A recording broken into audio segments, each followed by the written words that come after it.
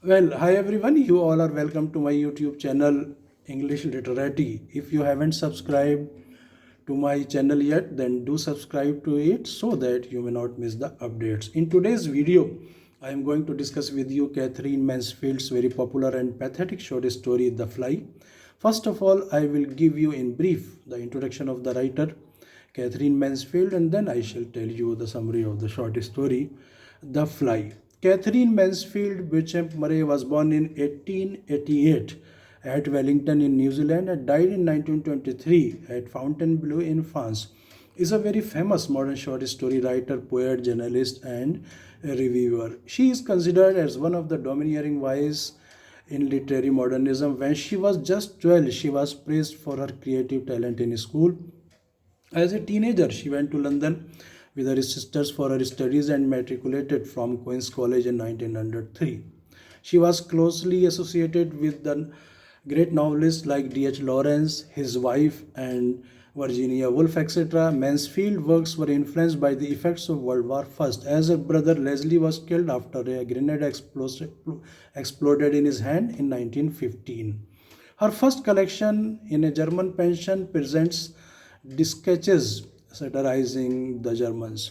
Later, she published stories in Rhythm and the Blue Review, edited by famous critic and writer John Middleton Murray, whom she married in 1918 after long courtship. Her first marriage with George Bowden was a failure and a disaster.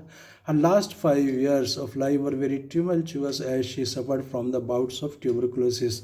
At that time, this disease was not very much curable, but now it is. Her famous works are Prelude 1918, Bliss and Other Stories 1920, The Garden Party and Other Stories 1922, The Dove's Nest 1923, Something Childish 1923, etc. Mansfield's final unfinished works were published by her husband after her death in 1923, Poems 1923, The Journal of Katherine Mansfield 1927, and Letters of Katherine Mansfield in 1929, etc. She died at the very tender age of 34 in 1923. Her works are soaked in love, compassion, subtle observation, disillusionment, alienation, loneliness, psychological conflict, sexuality, estranged man-woman relationships, insensitiveness, and insecurities felt by middle class, impact of war, symbolism and imagery, etc.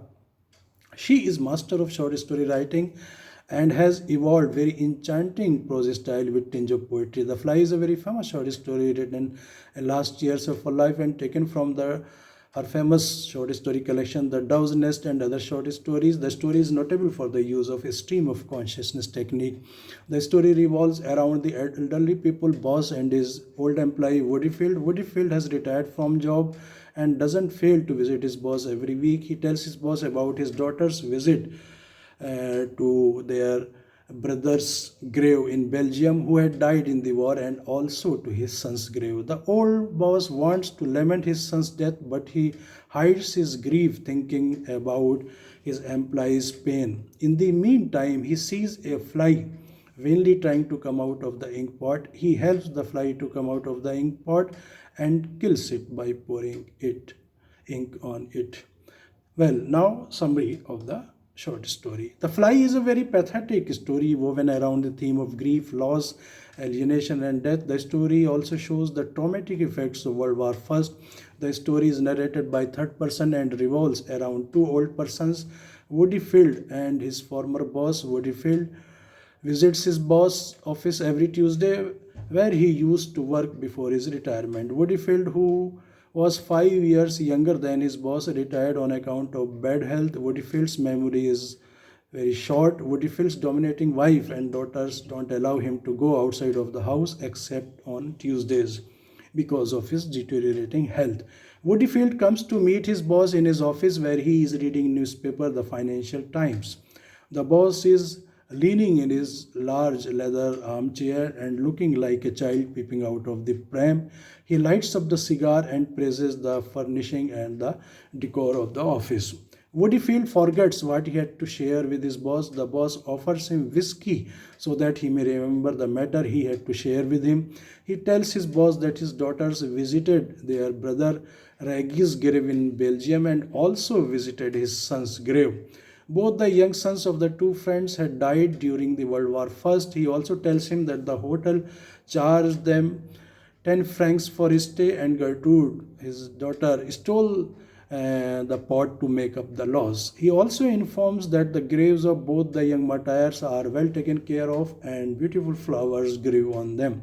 After Bodifield's departure, he becomes dejected and tells the old clerk Massey not to allow anyone to enter his office at least for half an hour.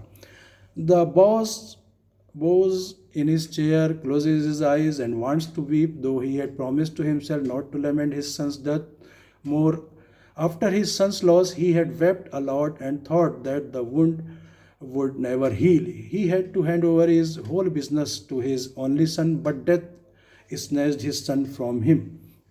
But time is the biggest healer, and he tried to console himself by his sweet memories. He stares his son's photograph dressed in uniform.